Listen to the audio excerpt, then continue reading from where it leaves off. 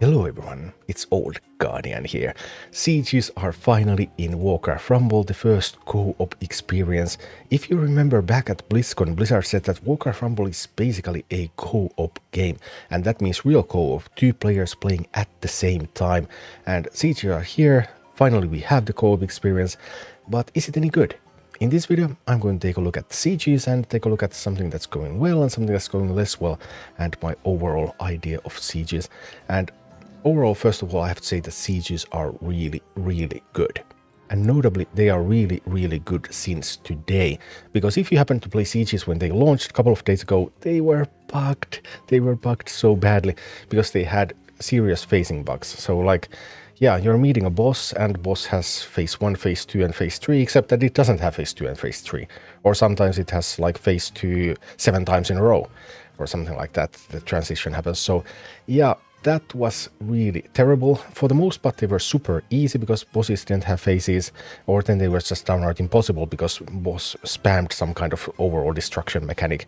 But around 30 hours after launch, Blizzard pushed a hotfix for the phases, so if you only played sieges at the very beginning, play them again, they are so much better now. The gameplay is finally there. And as a side note, this fix also fixed the Onyxia phase changes, which were also bugged, so Onyxia a little bit more difficult again. But Siege is now working as intended. And yeah, like in so many things Rumble, alright, now the gameplay is top-notch, but then there's a little bit of stuff around the systems, around the gameplay. First and foremost, there's the matchmaking. You can only play sieges with your guild members. And then the way you play with your guild members is also a little bit awkward. You enter sieges, you choose the boss you want to play, you choose OK, enter this boss. There's going to be a notification in the guild chat that, hey, someone has queued for this boss. There's no push notification though, so people have to actually look at the guild chat. And then you cannot directly choose who you play with. So, for example, in my guild, when sieges came out, of course, everyone queued for the sieges, and then we just got matched with each other totally randomly, even though we had some pairs in mind, but that just didn't happen. So anyone in the guild can queue, and you're matched randomly. And yeah, so the matchmaking is a little awkward, and there are also some bugs around it. Notably, the cancel button. If you're ready check and hey, I don't want to play after all, press cancel, well, it doesn't work. Then you can of course close the client, leave the game, and that leaves a ghost of you in the queue. And then somebody else joins up, hey, there's somebody in the queue, and they join, and then they get matched with you, except that you're not there, and then there's an instant defeated message because it times out the other player.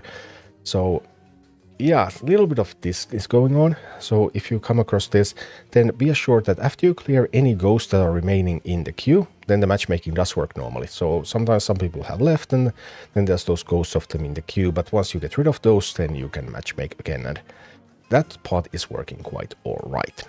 Also, Blizzard is working on a fix for the cancel button to work, which would be kind of an important feature, I think. So yeah, that's coming. However, even if they fix that, there's still bit of a problem with this guild-only and random guild-based matchmaking. Like, the gameplay experience is so good right now in sieges, but how can you even get to that game? That's the problem. And in order to facilitate getting into those games, we would really need two things. First, we would need the ability to queue with a specific partner. I want to test some things out. I want to test them out with somebody I'm maybe in a voice comp with. So then getting matched with somebody else all of a sudden, that's just not good. And the ability to queue with a specific partner should ideally also come with the ability to play friendly games in PvP. And friendly games in PvP, that would be the first step to actually allowing PvP tournaments and that kind of stuff. So pretty important things for any PvP scene.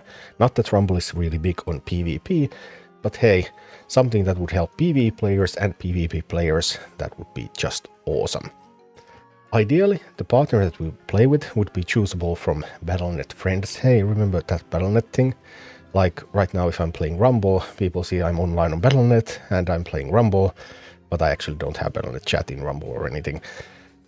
And also from your guild, because you don't necessarily have all of your friends in your guild, but your guildmates are probably some of the people that you want to play with.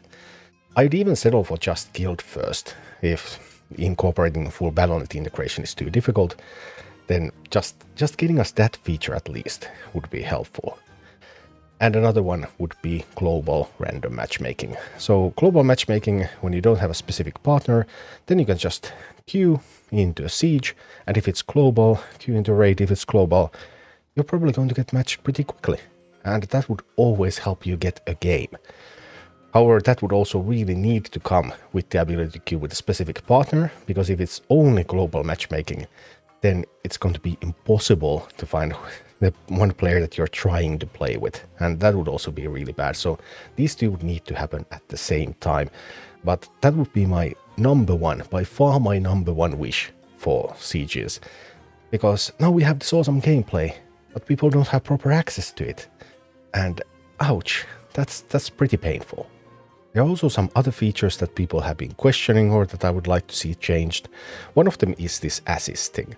So you can help 2 guild members to get rewards. You can complete a boss 3 times so that your partner gets rewards. The first time you also get rewards, and then 2 more clears so that other one gets rewards.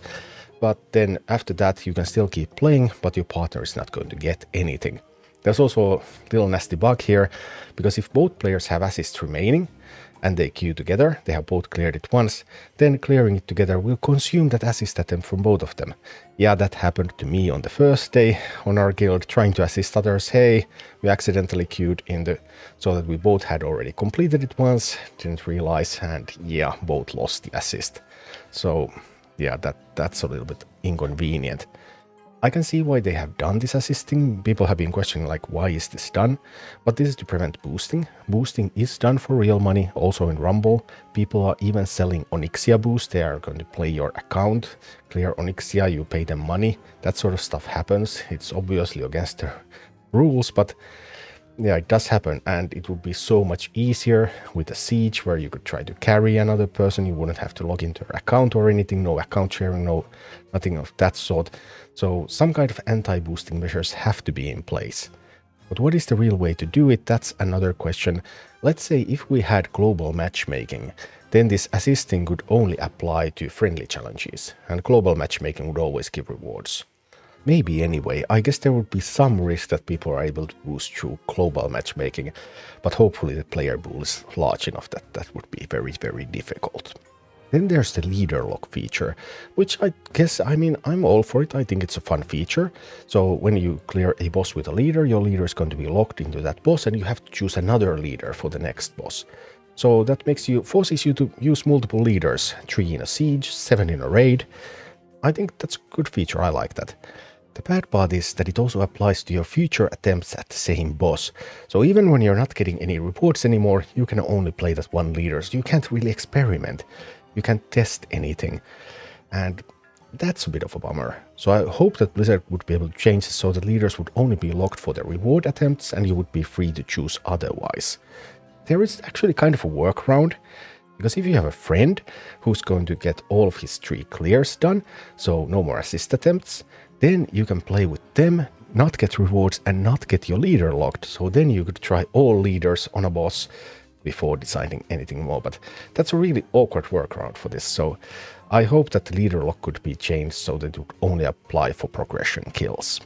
Then there's also a number of bugs that Blizzard is aware of, and I hope fixes are coming soon. First of all, there's the diamond slot upgrade bug, because people were originally complaining, hey, once I assigned my wildcard slot, then that army is the only one that I can assign the diamond slot. Well, yes and no. Here's Blizzard's response. Any army that got an upgrade, reroll, or wildcard since the patch went out last week will have the option to upgrade to diamond, and you can force it with a reroll. And fix is coming. So you can actually buy the diamond slot for any leader, but it doesn't show any leader who has not had upgrades to army slots since the last patch as eligible. It will also be a little bit confusing to see which slot gets the upgrade if you have multiple slots with the same keyword, but it should highlight that slot, and it's always the one closest to top left when there are multiple viable alternatives. So that diamond slot upgrade bug, that has some workarounds. But there's also another bug related to diamond slots right now related to PvP. If you try to start PvP with an army that has the diamond slot and the wildcard slot, you cannot. The game does not allow you to queue that kind of army right now, but a fix for that should also be coming. Finally, some people have been unable to load into sieges at all, but this seems to be rather rare, but just so you know, that also has happened, and Blizzard has found some causes to that, and fixes coming for those as well. So overall, it looks like there's a bunch of bugs in. Some have already been fixed. Hopefully more will be fixed before raids come out next week. But even after all the bugs are fixed, there's still a couple of fixes that I would really love to see, or changes that I would really love to see around the systems for sieges to make them so much more enjoyable. Because there's all this awesome gameplay, but people can't probably get to enjoy that because they can't get to play. So to sum all of this up, here are the 4 quality of life changes that I would love to see for sieges. First, global random matchmaking instead of guild-based. Second, friendly challenges, so you can either queue globally to get any random player to play with you, or you can friendly challenge a specific player. Preferably guild plus Battle.net friend list. As an alternative, I would take just guild at the start if Battle.net integration is not there yet. Then leader lock only for progression kills, so that you can play for fun with any leaders later on. And then assist lock only for friendly challenges, because otherwise if you have the assist lock and there's global matchmaking, and then someone is trying to get their rewards, and then they end up queuing into a player over and over again who has already done everything and just wants to play for fun, then that's going to be a rather miserable experience. But with these changes, I think sieges would be just plain awesome, because after they fix the phases, I think sieges are now a ton of fun, but people have difficulty getting to actually play that fun content, and that's a bit of a bummer. Thank you for watching. Click like and subscribe if you enjoyed this, and a special thanks to all of my Patreon supporters, YouTube members and Twitch subscribers who make all of these videos possible.